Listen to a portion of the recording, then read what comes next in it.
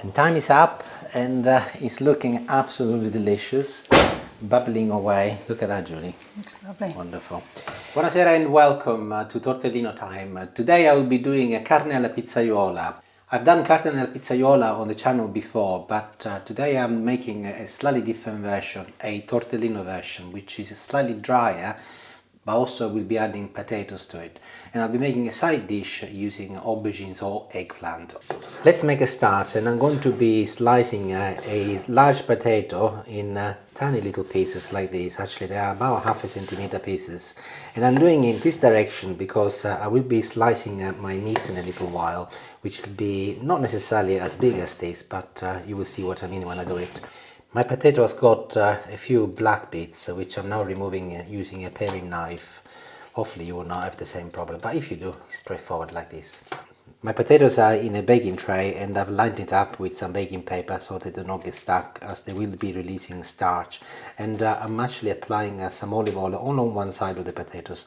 This will ensure that they crispen up as they cook in the oven. And I'll move this on one side, and I'll work on my aubergines, as they will need to go in the oven so that I can make the best use of electricity. As I mentioned at the beginning, these are not part of my pizzaiola recipe, but they need to go in the oven, and I'm slicing them in 1 centimeter pieces, and they will be baking, and they will be a side of my dish. However, I've recently learned that if I apply some olive oil at the bottom of my baking tray, I do not need to use any baking paper, and that saves me money but also helps the environment. And I've done to the aubergines exactly the same as to what I did to the potatoes, olive oil, but also only on one side, just enough to give a little flavour. I didn't with the potatoes, but I will with the aubergines. I'll apply a little salt so that they sweat a little, and that is aubergines done. I just switched the oven on, and the temperature will be 200 degrees. It doesn't matter if it's fan or traditional. They will be going in for 20 minutes. In that time, the potatoes will be partly cooked, and the aubergines hopefully will be almost fully cooked. This is a nice and thick piece of RumpSteak. It weighs actually 16 ounces. And to give you an idea of the size, but this meal will be for 4 people at the very least, so being that it's only Julie and I eating will be good enough for a couple of meals for us. The first thing I'll do, because it's going to get in my way, is to remove this fat. Using a nice sharp knife, I'm slicing my RumpSteak in this thickness, a little bit similar to the potatoes. And I don't know how many pieces I'll get, but as many as possible. And also I'm trying to keep the knife in an angle so that they come a little bit wider. As you saw, I removed some of that fat, but I'll keep some because it adds a lovely flavor to the dish. I've just peeled a medium-sized red onion. You can use white if you like. I love red onions. And I'm chopping my onion in tiny little pieces, as I do not want it to be too intrusive in terms of texture, though not flavor, of course. I'm gonna use a couple of cloves of garlic here. And today I've decided that I'm not going to be crushing this with my garlic crusher. I'm doing it in little slices using my knife, like this. And I'll mix it all together with the garlic. Olive oil, frying pan, and I'll apply maybe 1 tablespoon of olive oil. And I'll move my garlic and my onion in my frying pan, and I'll place this on the hob. And I'll turn it on, and I'll leave it to sizzle for a good 5 to 7 minutes until the onion has softened up, and of course the garlic is also released all of its flavor. I'm in the process of having some fresh plum tomatoes. You can also use cherry tomatoes, by the way, and I did mention at the beginning this was going to be not as liquidy as a recipe. That's why I'm using fresh tomatoes. So my onion and garlic is ready, and I'm going to be transferring everything into a large bowl. This bowl will be accumulating a series of ingredients. You'll see what I mean in a little while. And using the same pan without adding any more oil, as there is still a little bit of trace of oil from before, I will be searing my steak.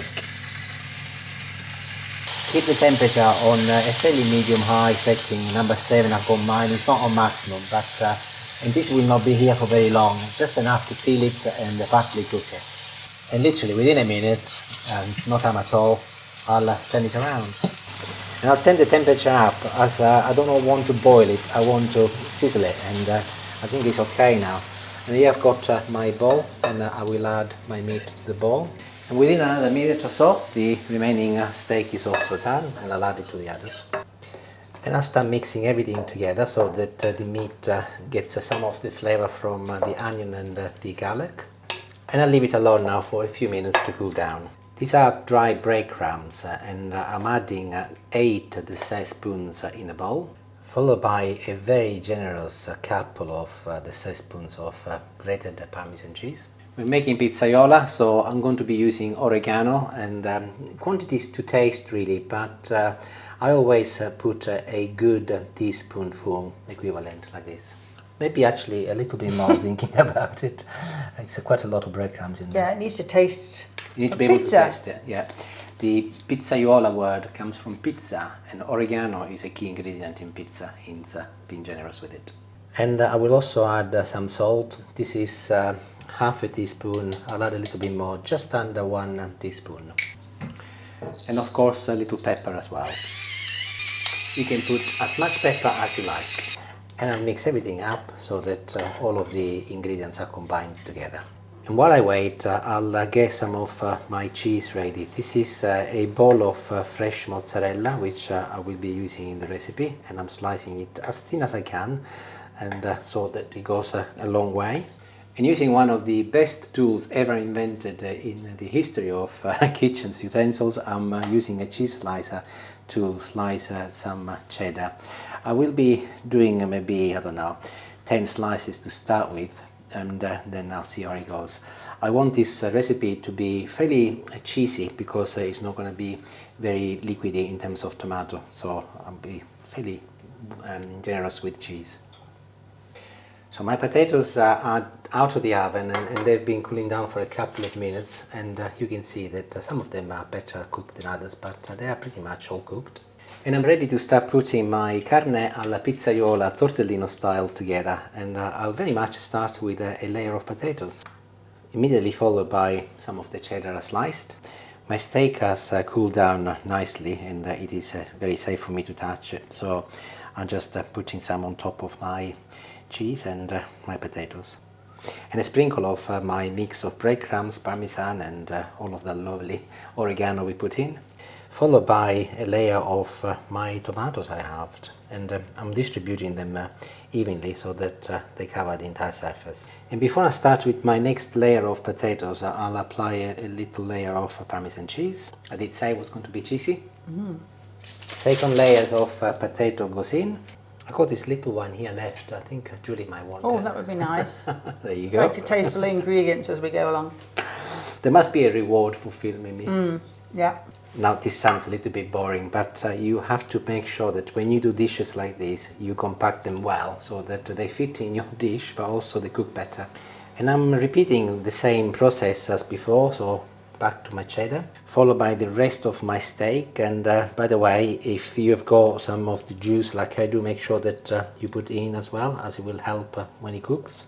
And I got the majority of the onion on the top, which is also wonderful. Another generous layer of my breadcrumbs, but I'm not gonna go mad because they are dry, and they could absorb too much of the moisture and juices. So I think I'll stop like this. I've got this left, and it's not gonna go to waste because I'm gonna be putting in a plastic bag in the freezer when I cook something else in future. And the rest of my tomatoes, wonderful. Another good handful of my wonderful Parmesan cheese was on top as well. Perfect. And you will recall that mozzarella I sliced earlier, that goes at the very top, and that is on purpose because it will melt, and the mozzarella will find its way down and will taste absolutely delicious. You will have gathered as we've put this together that there isn't a lot of liquid there, so I will put some tin foil on top, and I'll cook it in the oven for 30 minutes, but a bit like a lasagna. The first 20 minutes I will leave it with the tin foil, and then I will remove it for the last 10 to give a little bit of a golden color. Temperature 180 degrees, fan oven. If you've got a normal conventional oven, 200 degrees. I'll put this in the oven, and I will show you how to deal with the aubergines. Before I move to the aubergines, I'm sipping a little water from our new water filter. The reason why I'm mentioning it is because I fitted a new water filter to the kitchen tap to get better tasting water, but also remove some of the impurities. And I made a little video on how I did that, and also speaks about the benefits of the filter. If you're interested, it's part of my La Vita variety video. It's up here. I will put a little link, and you can take a look if you're interested. If not, don't bother. I'll make a little marinade to go with my aubergines, and this time I will be crushing some garlic using my crusher. And I'm only using a small piece of garlic because Julie's going out with her mum tomorrow, and I don't think shoppers will be too impressed. No, well, my mum, actually. No. Followed by some olive oil. Be quite generous with olive oil because it's a key ingredient when you're marinating aubergines or courgettes. Half a teaspoon of salt. And this is a very simple marinade. I've made it before, I think, on the channel, I don't remember, but this is pepper now. Followed by a very few chili flakes, not a lot, mostly because Julie won't be very happy, but also they could take over, so just a little pinch to give a little kick. He says that, and then last time he made something with chili flakes, nearly blew my head off, but never mind. I thought you weren't looking. And I'm now adding some parsley. This is frozen from the freezer, but as I freeze it when it's fresh, it does retain its freshness. And again, be fairly generous because it will add a wonderful flavor. And of course, I'll mix everything together now.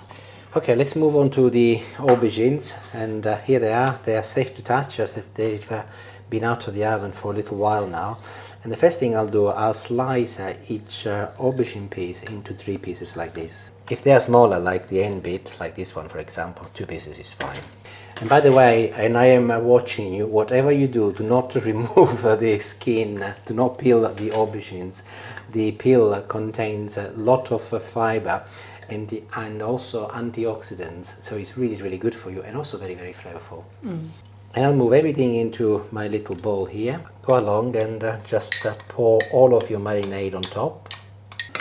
To ensure you do not waste any, just get hold of one of the slices of aubergine, go inside and just scoop it all out.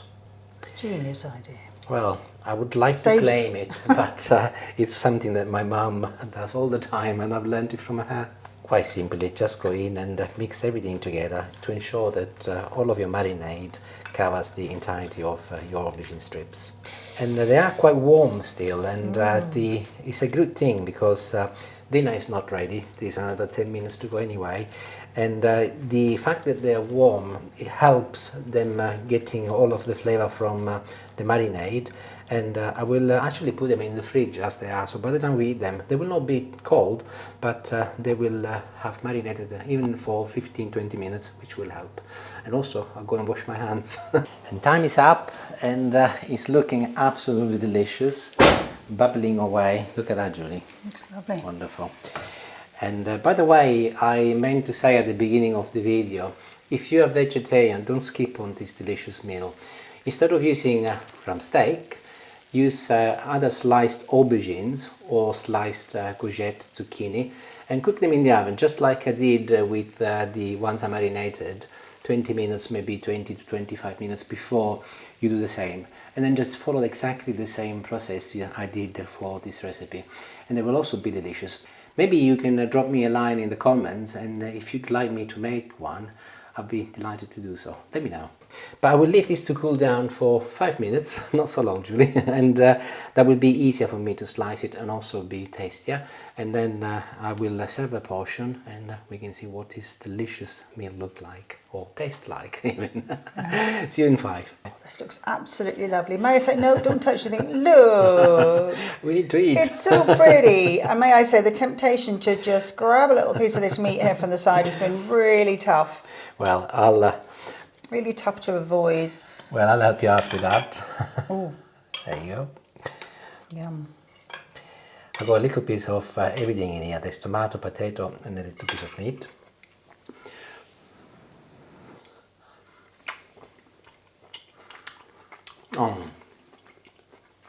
Oh, it's to die for. The meat is really tender, and it's an explosion of Mediterranean flavors with the tomato, the oregano, and the cheese and so on. It's really beautiful. If you have friends coming round, cook this. You will definitely impress them. I'll try the aubergine, and then we will Oh, this go. is delicious. I've Yeah, been I eating noticed this. Yeah, that, sorry, I have been helping myself to that. She has already had plenty. And that's cooled down a little. Lovely. So it's lovely. We didn't put it in the fridge. No, we didn't. Decided not to because Julie felt that it could have been too cold. But you can. And it will go in the fridge, the remaining anyway. And it's delicious. It's quite refreshing as well. We're going to put some peas in ours as well, just to make it a little bit richer with vegetables. And wonderful. I'm very pleased. And it's quite compact because it's been sitting there for That's a half little of while. it, isn't it? It's Yeah, half, so yes. but We're not going to be we'll doing now half. split this into everybody.